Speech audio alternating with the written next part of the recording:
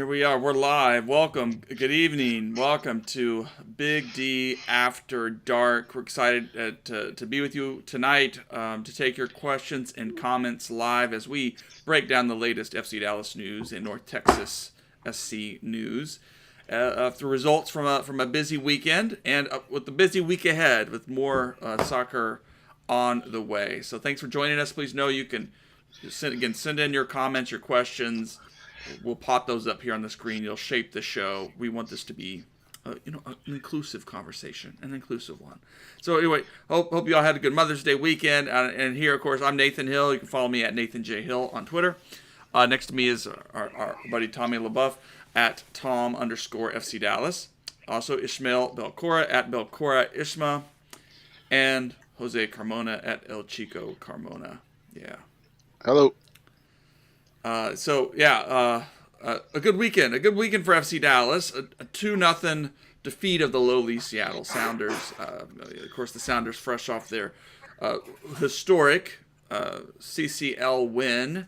Congratulations to them. I mean, it was Congratulations to the Sounders. Yeah. Someday FC Dallas will do it with an all homegrown lineup, but someday. But in the meanwhile, good. They gutted that out, and that obviously is why they're kind of lower on the standings, because they've been, kind of focusing on that competition, rotating guys. So we did not see maybe the best 11 for Seattle that's available, but FC Dallas welcomed the Sounders in nonetheless, and there was experience on the roster, and they played a good game. They had their low block, they had their 5 in the back. It was hard for Dallas to really break them down for stretches of the game until the dams broke, right? And Jesus Ferreira with another goal, a 7th on the season, and Paul Arriola with one late to kill the match and any chance of Seattle making the way back in it. So a hot and humid one. We're going to talk about. Let's just get some reactions from the match, and those of you guys who went to the game. Can even give us a sense. It looked like the atmosphere was a lot of fun, and they had some kind of drone light show thing afterwards. But Tommy, we'll just start with you. I'll throw up some highlights as well as we talk about the game. Yeah. So as you said, Seattle had a low block, and it took a while. FC Dallas was very patient, and they control the ball. I think they frustrate teams by having the ball, but it's kind of a repeating theme where we score the goal in late in the second half or in the second half. But we had our chances, right? It could have been easily 3-2, 3-0 at half. Had just hit the post. We had a few other chances in the box, but just a lot of good team play. I love this team. I got to say, I don't miss the shots from Urruti from midfield or Acosta from midfield, and I'm sorry, I just saw that too many times. I'm very happy with this coach, with this team, and Areola was great. I mean, there was so many good players. I just can't. I don't name them all, but there's just a very good performance from FC Dallas. Ishmael, what are your reactions? Yeah, I feel like going into this game, this was the expectation, and it's just a breath of fresh air that, in comparison with last season, that the expectations are being met and oftentimes are being they're being passed. I think uh, it was quite funny that it was after Seattle made some subs of like their starting players, including Roldan and Rusnak, where the team was able to break through. I think this might be the best overall game by the midfield where you haven't seen them like overload themselves uh, because it was the chances that Seattle had were never at fault of the midfield.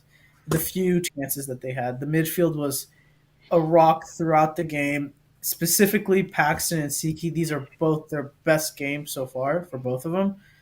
Uh, and also, it's great to see Ariola back on the score sheet, get himself back into the groove of things after the injury and national team call up.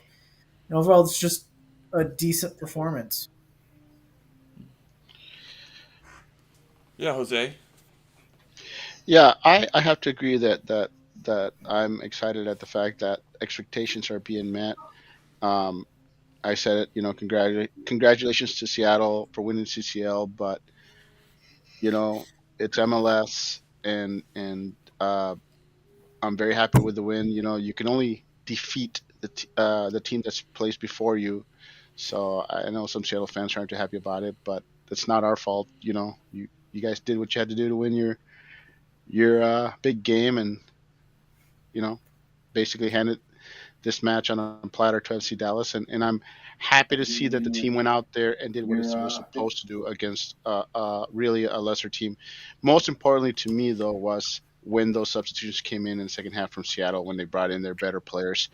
Uh, the FC Dallas never let those players settle into the game. Really, I think they dominated even more. Really, uh, once substitutions came in, and that's a continued thing that I think we need to appreciate is that the substitutions are having a very real impact in pretty much every match this year, where they come in and the team just elevates its play. And I think we'd like to see him a little earlier, but it's working. Whatever it is that coach is doing is working. So I'm very happy with the result. One thing I wanted to say, and I did forget to mention, and I had wanted to say, is that two players from last year I think have got a rejuvenation under this coach, and that's Hara. I mean, he's not looking slow on the field. He's not looking extremely fast, but he's looking really good on the field. And the same thing with I can never Facu Quinones. Wait, Yeah, no, Baku, Kin- Baku. Facu is looking good. I mean, I'm not even complaining about him anymore. And and he also looks fit. He looks great. And I give all the credit to Nico on that. I mean, he's made those players better. Yeah, and by the way, we were just watching the some of the highlights there from the field level, which I think are kind of fun to see. You saw after Jesus scored, he pulled out one of his shin guards, which in the post game mentioned, and I didn't notice it from the feed I was watching, but I think folks who were closer saw that's what he did. And those shin guards are from his dad. His dad has them made and sent. Sent stateside, and for him to wear, and they have, I guess like his dad sent him this little talisman with his name on it and stuff. So that's why he pulled it out, because he realized That's his very next cool. goal was tie in his dad in total goals. So it's a really cool thing, really cool moment for Dallas to see. Yep. For Dallas, see the second generation of guys coming up and doing great things. It's just so yeah. I just what I love about this team. Well, actually, before we do, let's go and listen to Nico. I asked Nico after the game. I just said, Seattle kind of, pulled out a B team, but this team was hard to break down, and so Nico kind of pushed back against that. He said, and just listen to how he responds, but. How the state of the Sounders and what Dallas had to do to win. I think if you analyze the lineup that they show, a lot of these players that the starter could play as a starter in MLS.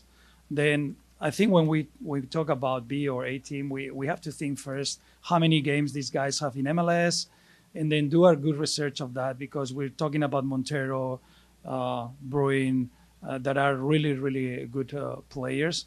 Center backs like Nuhu, like Zizoko, like they play last year. And then Regal for them is a player that is rotating a lot this year and is starting a lot of games. And Medranda is a player that has played a lot of games in the league. Then I think when we do an evaluation, we have to be careful about that, because they were the best prepared to compete today. And even if they bring the other players, we don't know if it was maybe better for us, because maybe they are tired because they play midweek. And then the sum of the energy that all these guys brought are important, for them. And these guys are hungry. Vargas is being also starting in and out the lineup. Atencio played a lot of games last year. Then they're good players, and we don't have to not give credit to our guys. And as I said before, when you play against a back line of 5 and 4 and 1, it's not easy to break down. If you see Liverpool today, that he faced a backline of five, it was really difficult for them. And they have really, really good players, and it's not easy for any team in the world. Then it's not going to be easy for us. And one thing that we sometimes cannot forget is the first thing is you have to be patient. And then if you could see the second half, they were tired, and this is why it was very successful. The first half we did, because we didn't rush. We were patient. We just moved them and moved them. Them feeling frustrated because they couldn't win the ball, and of course there is some details in the attacks that we did better in the second half, and this is what we talk in the halftime. Uh, but I think overall the team did a very good job, a very mature performance. That is not easy because this team last year with a younger team and using a lot of academy players beat Austin in a similar circumstances. Then I think it's never easy these type of games. Wisdom there from Nico, and I think he makes a good case. Although I say I don't know that Will Bruin is a starter at this point in his career for other teams, but he's definitely has had a success, and there's players there with definitely with experience. So it was an interesting mix, and really I think they loaned up the right back from Tacoma, right, and he played an all right game too. He didn't embarrass himself out there. He was feisty. So certainly Seattle came hoping to get something out of this match. It did make things difficult, but yet I think ultimately the talent won out for Dallas, and that home field quality and atmosphere certainly played a Um, part. yeah, I mean, to be fair, I think his point is well made that Seattle's first team is so good that their second team would be like in that region of like 7 to 10 in the standings if that's who they rolled out because uh Vargas played in the Champions League final. Madronda played for SKC for years. Tolo was a starter. Will Bruin probably could start for Houston right now anyway, if we're talking about where he could start. Montero used to be a DP and is still very good. Chu is one of those what's it called that new uh, young player program that they're doing with international players. So I mean, it's a good lineup. I just think it's yeah, like of course you say face because you're like, oh yeah, that's definitely their B team. But I also think Nico makes a good point that you play who you face, and I mean it's kind of funny that this is our answer considering how angry Austin fans have been to MLSsoccer.com writers when talking about their opponents for the last couple of weeks.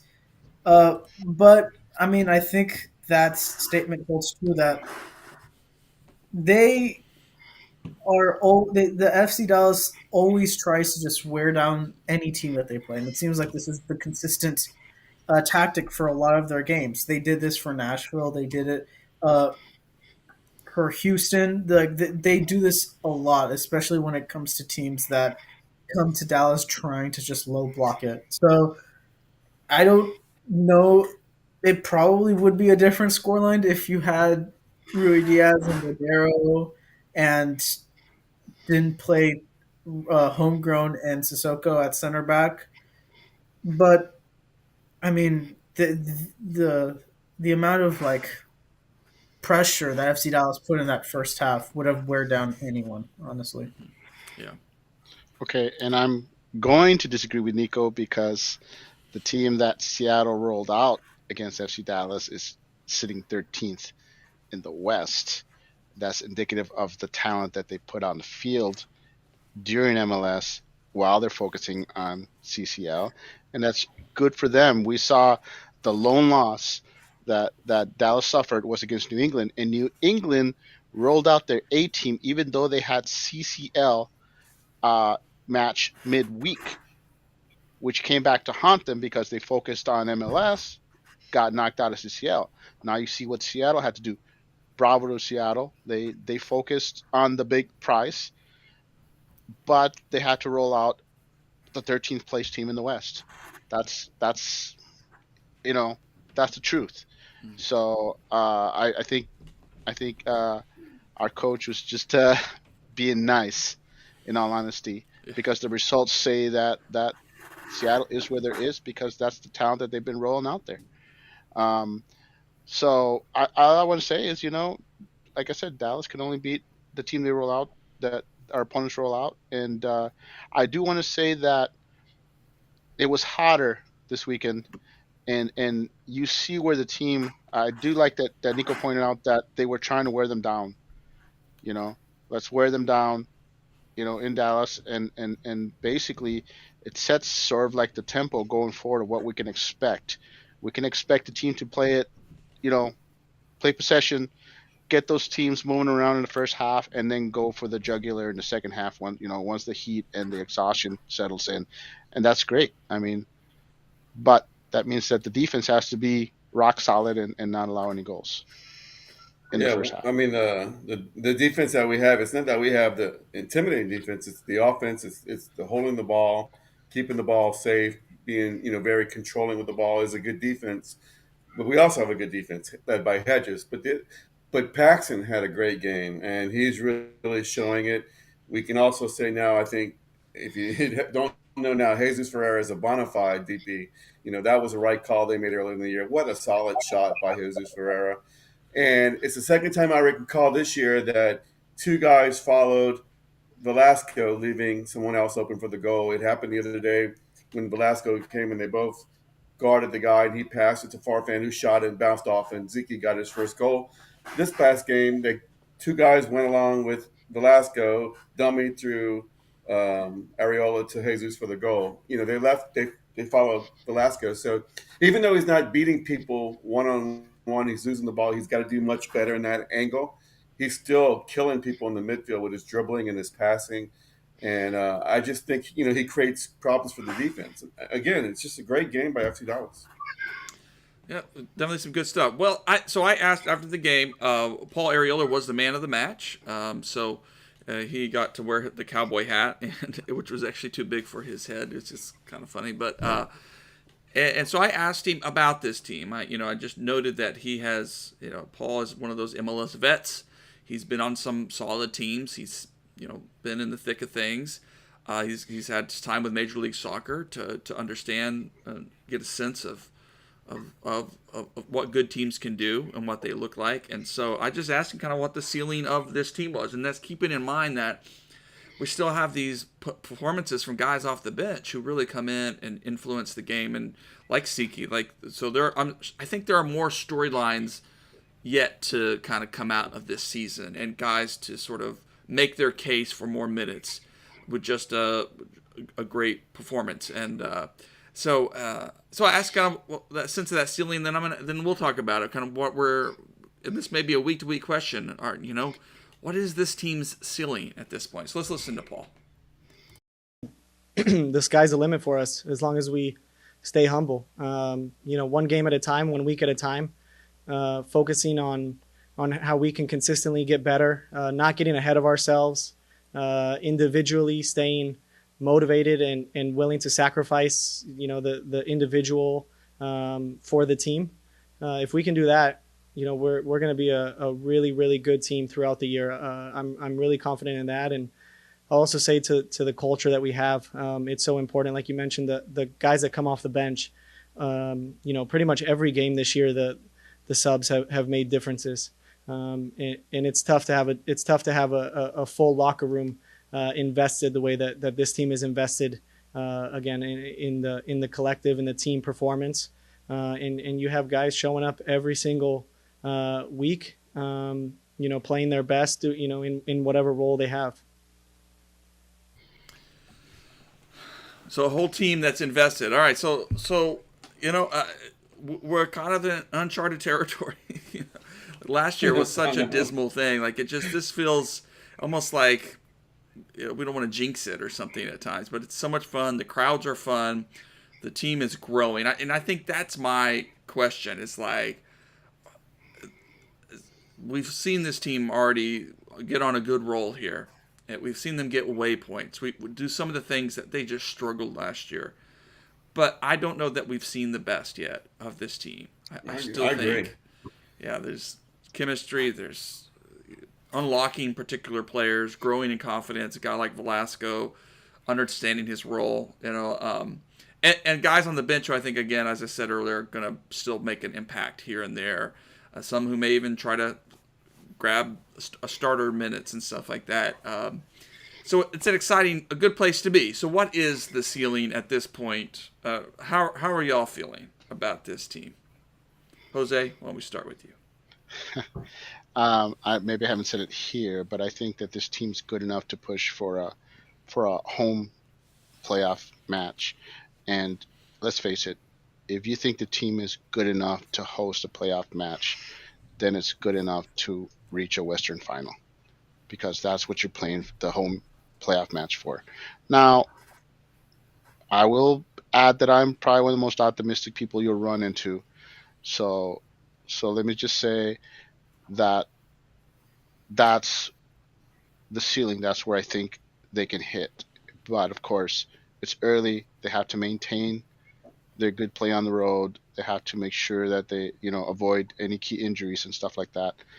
And I think they're laying the foundation for that. That's a good start.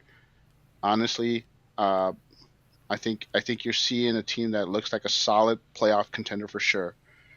But let's hope, let's keep the good times rolling, and hopefully, like I said, I think they'll have a shot at that. You know. All right, Yeah, Ishmael, I what's mean, your sense? yeah, I think I would be as optimistic as Jose is if the team had won a road game.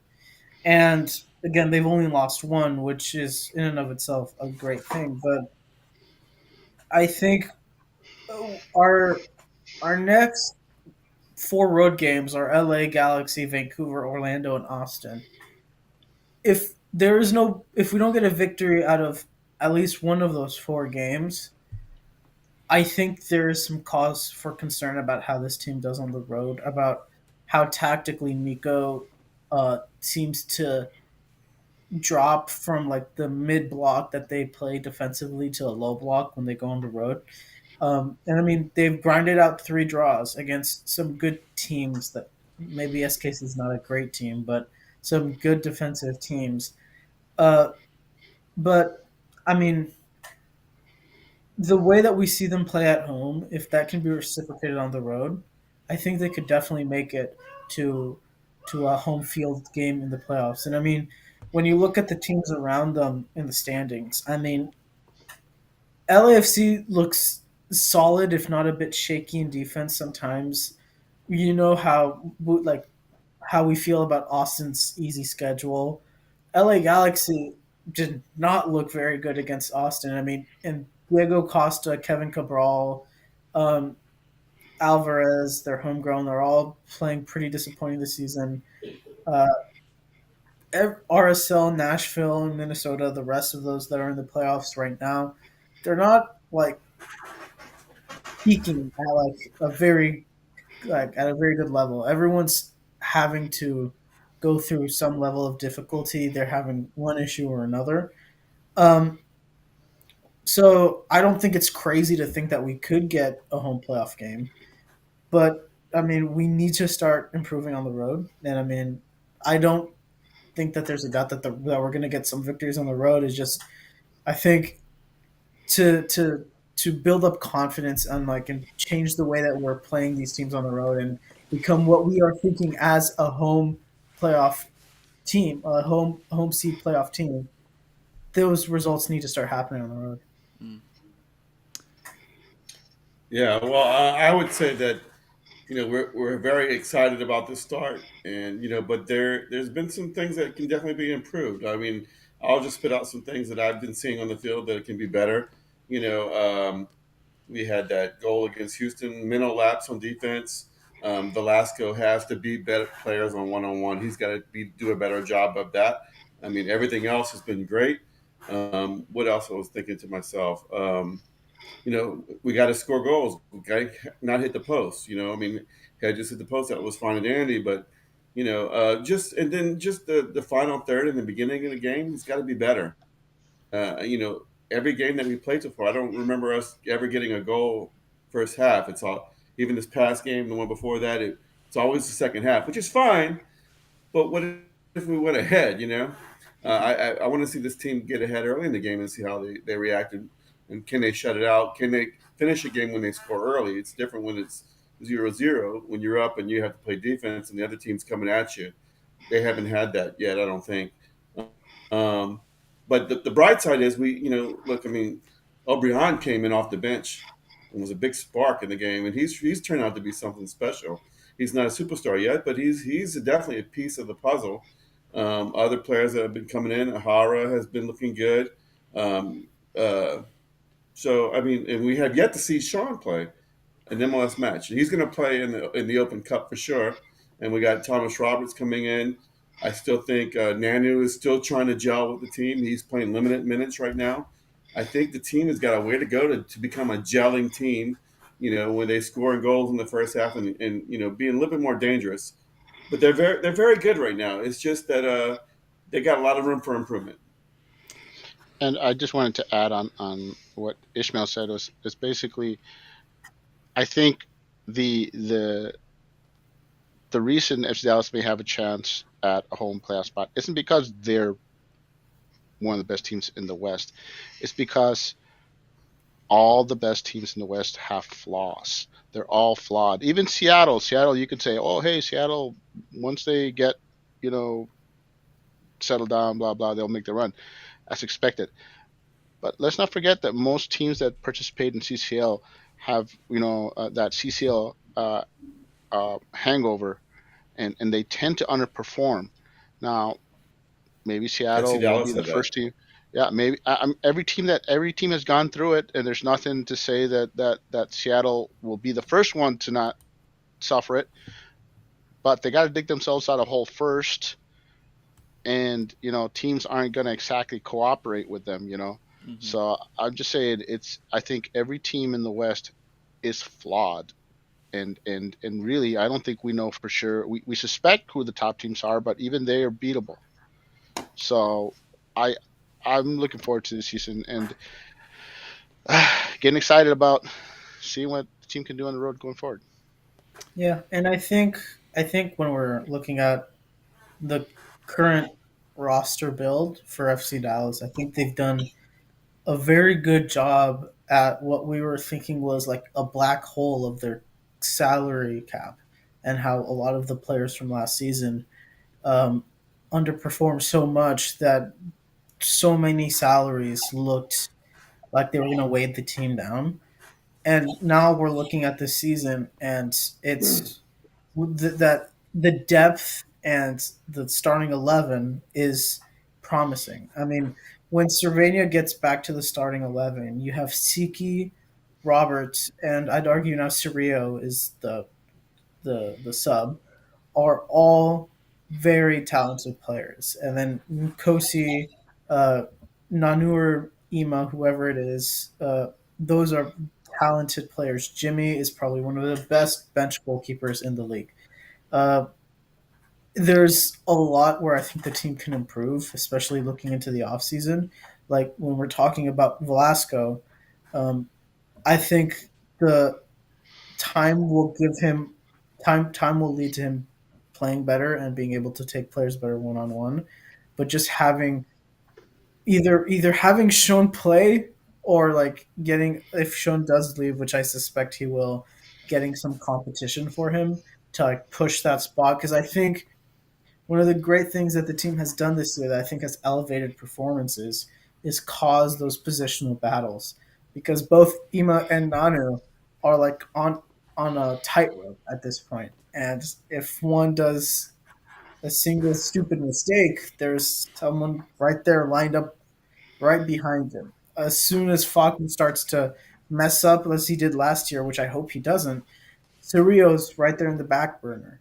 Um, so as the team develops, as the team starts to grow into what they are, as long as they stay consistent, and as long as the road performances begin to improve, I don't think it's crazy to think that this team goes into the playoffs with with a home field advantage. I think it is quite possible.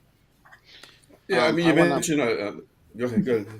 I was just gonna pile on the whole Faku thing. I mean, we've always said that some players need time. They need a whole season to adjust, and Faku has proven that to be the truth at the moment. I mean, you look at the player we've seen today compared to last year, and it's a completely different player out there.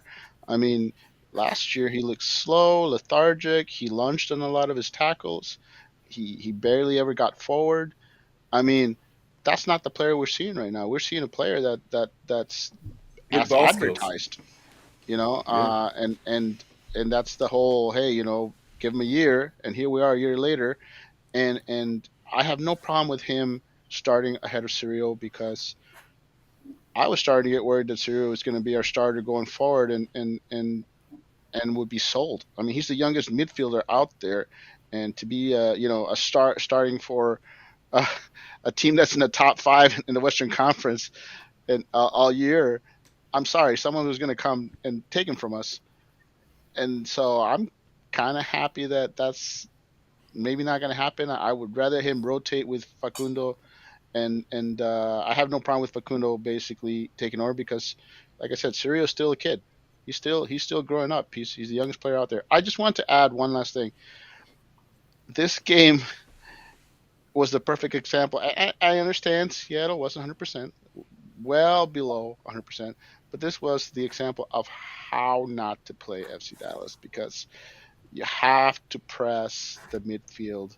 If you let them hold possession, they will just slice you and dice you. I mean, I was looking at the passing stats for all three midfielders, and I think Faku was the bottom guy at a little over 89%. Paxton was at 91%, and Siki was at 93%. And did Incredible they game look by good? Stephen. Exactly. And just saying, you can't let the FC Dallas midfield hold possession because they will simply just wear you out. And that's the difference was this match from previous matches is that press wasn't there and they were given space to operate. And if you do that, you're gonna lose. And they continued to do that once they brought some of their starters in. There was no change because they didn't change their style of play. So just a thing to look at going forward is I expect teams to basically do more pressing on the team as the season progresses, as they see what has worked and what Yeah. hasn't worked. Yeah, the thing about the home field, though, I mean, players have been slipping every game at home, and Tomasi slipped. And I think if their starters are playing, that's a goal, and Seattle's up 1-0. Yeah, there's He clearly nothing we slipped, can really and do about it though.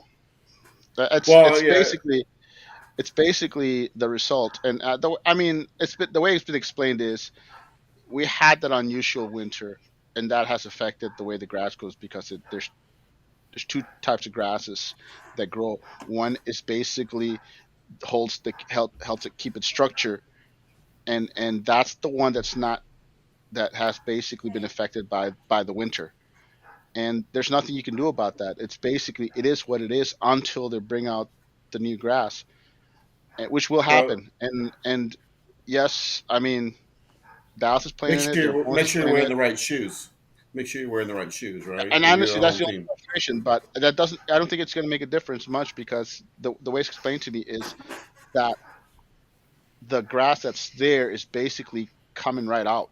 So that's why you're basically slipping and sliding because the ground itself under you, the grass is not being held in place, and it doesn't matter what kind of cleats you've got, you're going to slip and slide no matter what.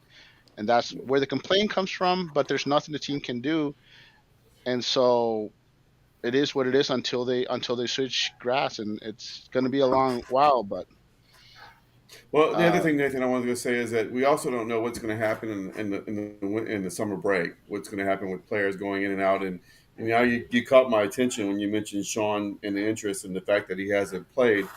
Because in the past, when players don't play, there usually something's going on with them behind the scenes, right? When Diaz stopped playing, all of a sudden he was gone. Reggie Cannon stopped playing, he was gone. There's nameless players that this has happened to. Now I'm wondering And I have no evidence whatsoever other than that Sean has been just out with hungry and he's just behind, and that's the reason why he hasn't played.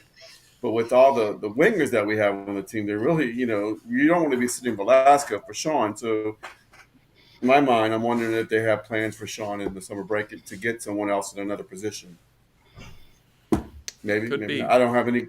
Yeah, Yeah, I mean, and I think Sean's problem is that he showed his flashes of stuff last year, but then had his moments too where it just didn't quite click. But you bring in a guy like Paul Areola, who's talented and a great leader, great presence, a professional, and so yeah, Shun is gonna get knocked down that depth chart. He's gonna have to work extra hard to get minutes, and I think you got yep. O'Brien, you And got he had a good Sean, showing in the Open Velasco. Cup last time. Maybe he'll get some more minutes there, and to take advantage of that. But yeah, it's gonna be interesting to see. I mean, I would I'm love not. to see Dallas go out and get another presence. I mean, I would love another attacker just to provide some depth up front. But I don't know how much maneuvering room they have right now with the roster. So And our Well, keeper, I I'd just like want to to see them say lock him down. yeah, absolutely. I just want to say I'm not concerned about Shun at all. I mean, best case scenario for him is he fights his way up to the fourth winger behind O'Brien. And even then, he's still not going to get on the game much because it's going to be Velasco and Ariola, and they want Ariola to be a 90-minute player. So whoever comes in for Velasco is probably O'Brien. That's it. I mean, sure, I understand that El Medkahar and some of these other guys got minutes. I'm just saying that there's not a lot of minutes to go around really at that position. There's three guys that are going to get the bulk of the minutes. So I don't really have a problem with Shun not getting a lot of minutes as long as he gets minutes in the U.S. Open Cup. Now, if he stops getting minutes in the U.S. Open Cup, then I'll begin to worry. I mean, he's still a No, kid Yeah. too, and it's not like a worry. I mean, this is sometimes what happens with players that yep. they're just not able to get minutes. It's not like I'm worried. It's that I genuinely expect him to go out on loan this offseason. Not. I do It's agree with not that. just. Yeah, it's not just because of like lack of minutes. I think that his role in the team has been reduced, and no matter what happens to him, uh, Oberon seems, for better or worse, to be the bench player as a winger. So, as if since you're stuck with not you're not stuck since you have Khalil and Medkar for a decent amount of time, and that they're still committed to using him as like a Swiss Army knife role for the attack. Uh, Sean just makes more sense to send out on loan and let him develop. Maybe he takes a Roberts path where he develops at some point and like becomes like a better player for FC Dallas in the future, or maybe he turns into a Dante Sealy and he will definitely not come back. So, I mean, this is how sometimes roster building happens. I mean, players that have the capability of starting just are not going to be able to start, and it's disappointing because I think Sean is definitely better than Oberlin. And I don't know if I'm few in that opinion, but I Well, they're genuinely different think players. here They're different players. You use them in different different, ways. yeah, different, and I still think better. But if he cannot make it in the roster, just send him out on loan, see how he does, and send him back to his native Hungary and let him play very well for one of those teams and see what you can do then. And while we're at it, um, he's not the only guy that needs to go out on loan. I think Munjoma is another player that we've barely got a peek off. Here's a guy who was competing for starting minutes last season, and now maybe we see him on the bench from time to time. He's got maybe like a couple of minutes of mop up duty. I think that he's seen. So I think the summer I'm with Ishmael that I expect one or two players to go on loan with Shun and Munjoma probably being the other. Um, but here's the thing: is what do they bring in? I mean, are there going to be any summer additions coming in? Because honestly, I don't see any immediate need. I mean, the only thing I can think of is that third striker, if Ferreira goes off, for the USMT, maybe gets dinged up or something and has to sit for several games, you got Hara as your only guy, and we all have seen that he's not a 90-minute player. So who's your third guy? Hmm. And that's my only thing I'd like to see in the summer is basically, hey, bring in you know a young U22 player at that position, someone raw, but someone that can at least, we've seen Quinones coming off the bench and giving you solid minutes, when you're trying to lock down the game. A player that can do that, a player can come in and give you minutes. I don't I see think that's Jesus really going anywhere. no, but I'm talking about, he's playing every match. Every match he's going to need to rest. So when he rests, when Right. he finally sits, you've got Hara and then Right. Elnad, uh, Redzik. I mean, Catching. who's your? That's I mean, messy. those are your other options at striker. I mean, you know, Yeah, that's Yeah. yeah. we need a third striker. Hmm. And Well, we and don't. We don't hopefully want it's to. got to be a young guy. Yeah, we don't. We don't want to broadcast on this podcast to Dan Hunt that we don't need other players coming in. We always like new players I coming in. I'm just saying, I'm looking at what they could add, and that's really, I'm thinking, hey, that's the only thing I can think of they could add. I mean, how about, you know getting one Maybe. of those Yeah. homegrown strikers? I don't care. Get a third body in there, my man. Maybe another center back at worst case. No, we've got too many center backs. I mean, you got basically Tafari and Quinones, and then you still got Bartlett over and playing for North I'm Texas. not a. I don't So think so we have. Bartlett's good. But my point is, he's the fifth option right now, so you don't really need another center back at all. You either need either another midfielder or another striker. I think a striker would be the first choice. That's what I was getting at. Well, good stuff to think about. Well, this week is a busy one for FC Dallas. Let's just shift our attention that way, and then we'll talk about North Texas before we close out the show. Yeah, so Open Cup action again this week, Wednesday night at Sporting Kansas City. I think that draw again. As we know, Dallas plays well up there in Kansas City. They can grind out some results, but this is definitely a match that you want to win, and you don't want to necessarily push it into extra time and get everybody exhausted and everything. But yeah, definitely an option. There's depending, and I saw that Sporting Kansas City loaned up a player from SKC2, so they may rotate some as well. It's going to be an interesting match to see how Nico handles this, and if at what they invest in this match.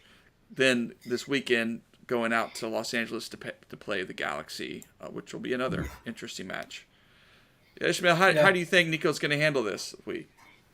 Well, I think when you look at this week, you have to also look at next week. So we play Kansas City tomorrow, which is a Tuesday. We go to LA. We go to LA and play LA on Saturday. Then we go to another country and go to Vancouver on Wednesday. And then we come back and then play Minnesota on Sunday. Now, that's going to be a difficult 2 weeks with 4 games and a lot of cross country travel. But I think the most important way to look at it is you can't do full rotations because if you fully rotate against Kansas City, then you have to play your starting 11 against LA. And if you play your starting 11 against LA, you have to rotate completely for Vancouver. And you don't really want to do that because Vancouver on the road is a very winnable game. And when we're talking about, again, road games and getting points on the road, that's an example of where I think it's almost, from where we are at the table right now, it's almost a requirement. So when we're going into Kansas City, I don't really expect a full rotation.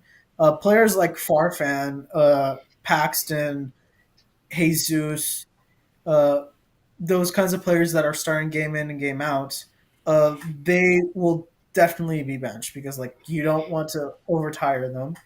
Um, I also expect Jimmy to start because he seems to be he is the backup and he is very good at that role. He's again like I said, probably one of the better backups in the league. Besides that, I honestly think it's a free for all. I think you rotate Tafari, but you play Hedges because Hedges didn't play last week, so he's still kind of fresh. And I also think for this game, you probably don't play Ema because he's currently a starter, and I don't think he had a bad game on Saturday, especially considering that mistake was a slip and it's that field. So when when you're looking at it, I honestly expect Munjoma to play on the left because Farfan needs a break. You play Tafari, you play Hedges, and I, you probably play Nanu, but I would love for Quinones to play to get a starting game. But you might not want to do it in an open cup game. I don't know.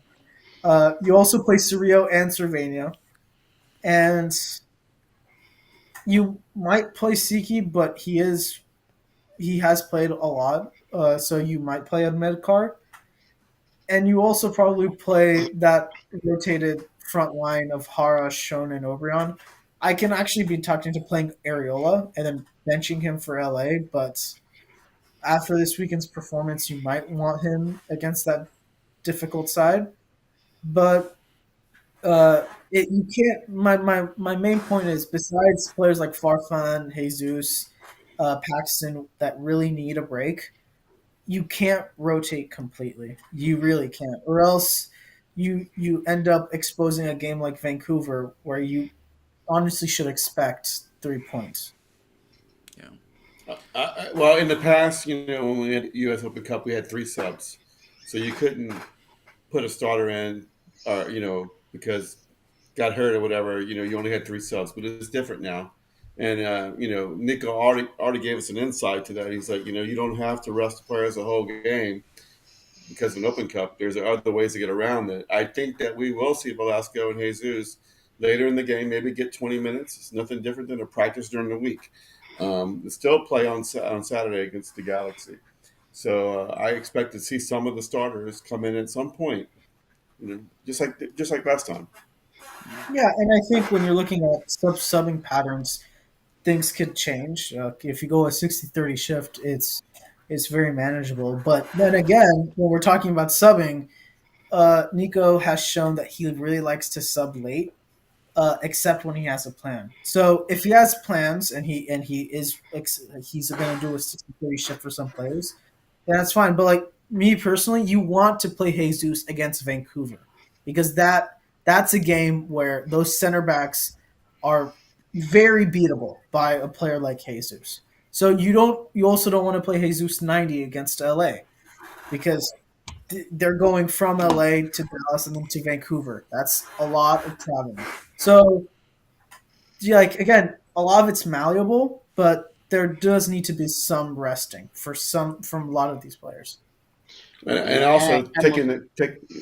Go ahead. Go ahead. I mostly agree with what Ismail says. I actually do expect them to start Quinones at right back simply because they've been building up to it. You see his minutes have gradually been going up, and I think this is the perfect time to give him a start. And he doesn't have to have play the whole match. I mean, you give him a start and then uh, see how long he lasts. But I think that's someone they've been slowly working into the rotation, and I wouldn't be shocked if he gets a start at right back, and Mujoma gets to start over at left back.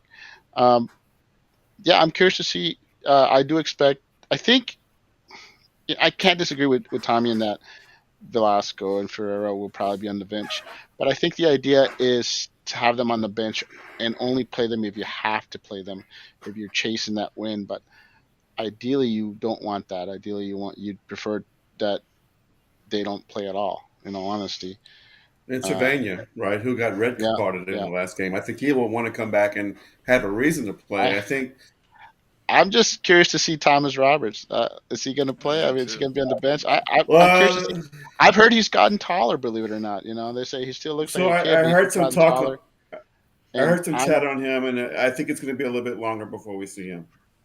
But I mean, the U.S. Open Cup, I'm not saying What? start. I'm saying I like to see him on the bench, get a couple of minutes, and at least roll him out there and see what he can do. Yeah. It'd be exciting.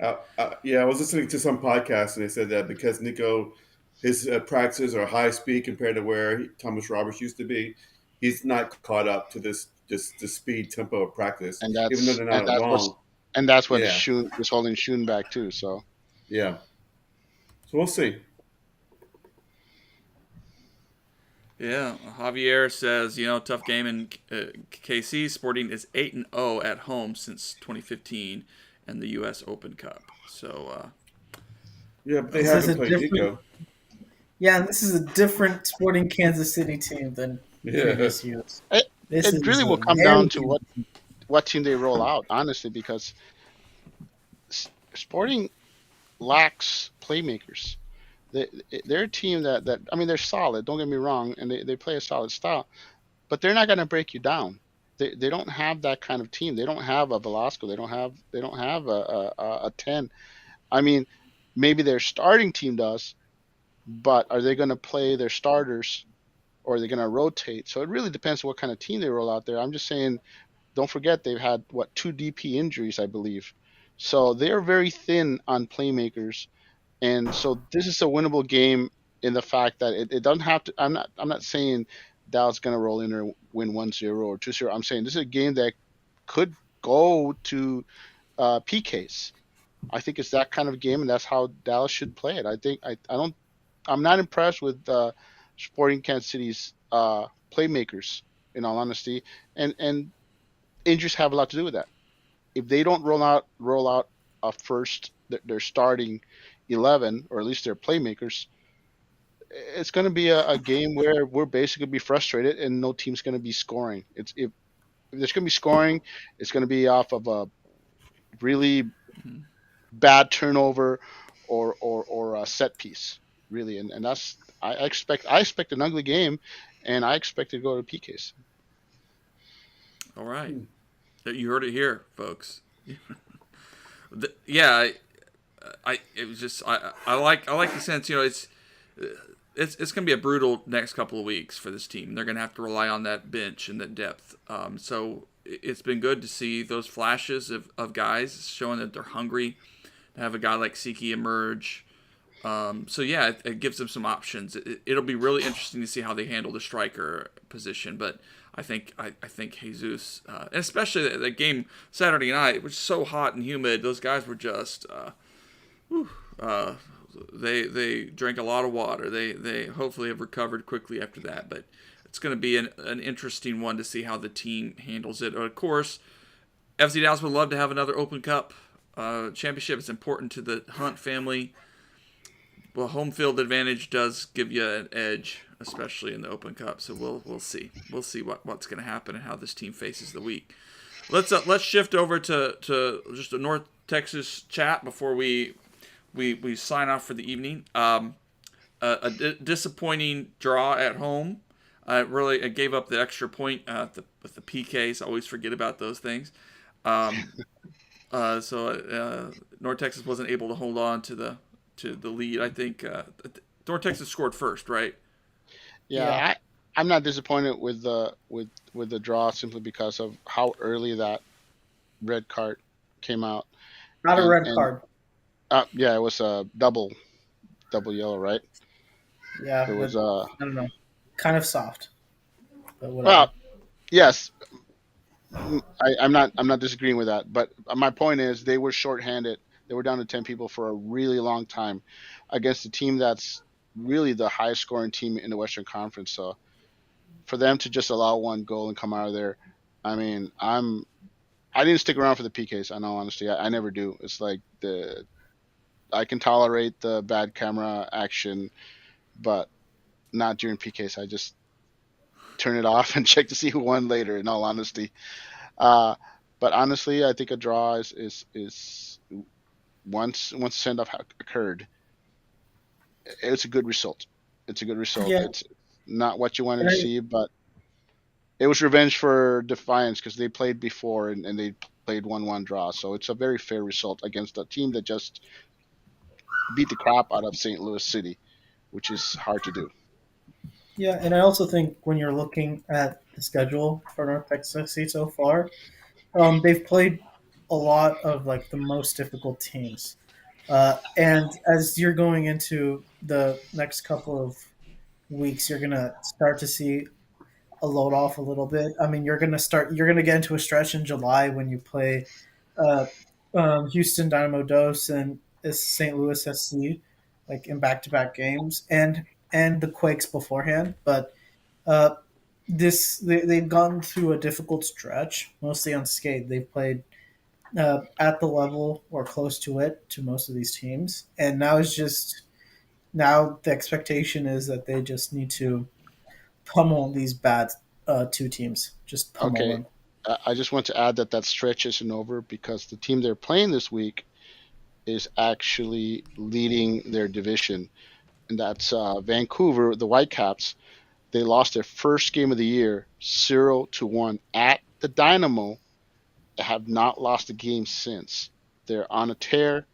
They're basically very similar to the Dynamo, in fact, and they're a team that is basically it's all Canadian team, by the way, and it's all Canadian kids, and there's not a single, they're mostly college and academy kids, but they're well coached. They had a U23 team last year, very similar to Houston Dynamo in that respect, in that they basically had a pre-existing team playing at a lower level, brought them up, reinforced it, and they're a really solid team. They're very similar to Houston Dynamo too, and a team that another tough opponent that North Texas could lose to, could drop points against. I can't tell you too much about them. I haven't really seen them play, but I can tell you their results. I think it's four game winning streak. I think so, something like that. They're like four wins, two draws, and one loss, and the one loss was the very first match of the year on the road.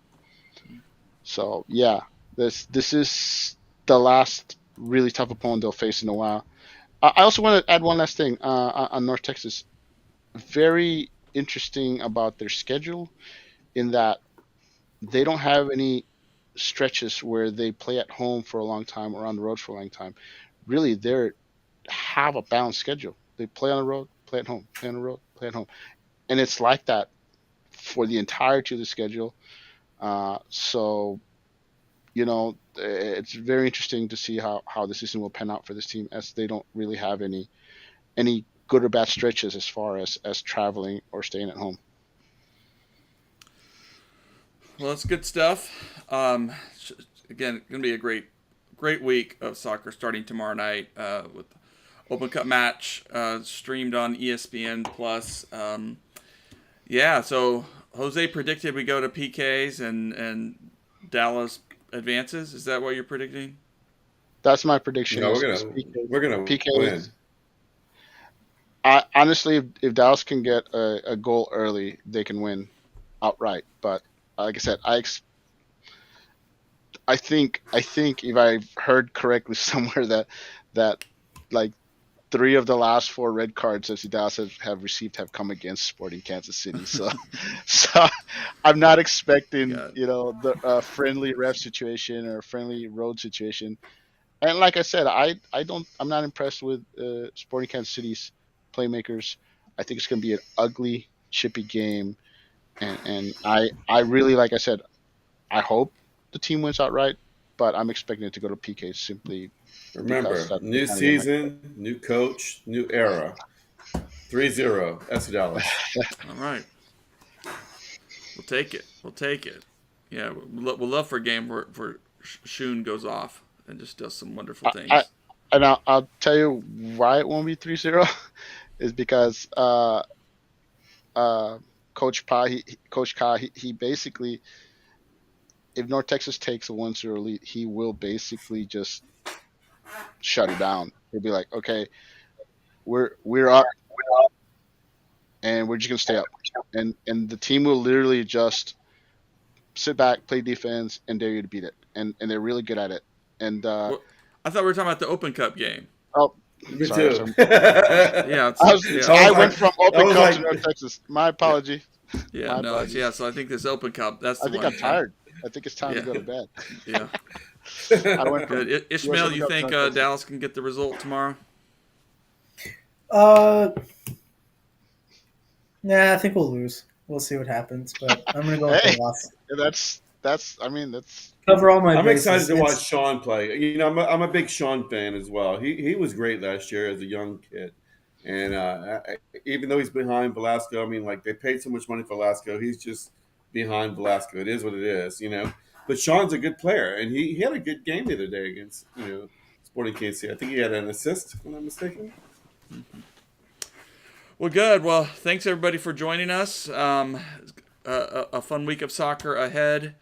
A lot to look forward to. A lot to celebrate with this team. But yeah, let's hope this is a strong showing in the Open Cup. We keep things going. I love beating Coach Vermes. I mean, it's just extra deliciousness, And anything's possible. We'll see. It's going to be a tough one. And then of course this weekend against LA Galaxy, which will be a really interesting match. Just continue to see how FC Dallas is going to figure out things on the road and go up against some of these teams with some talent and deal with them. So let's hope they keep building. All right. Well, thanks everybody for joining us. Javier, thanks for your comments. Remember, you can subscribe to the podcast wherever you find podcasts in case you missed the show live. And we'll be back next week. All right. Go FC Dallas. Good night. Go to Dallas. See you guys. See you guys.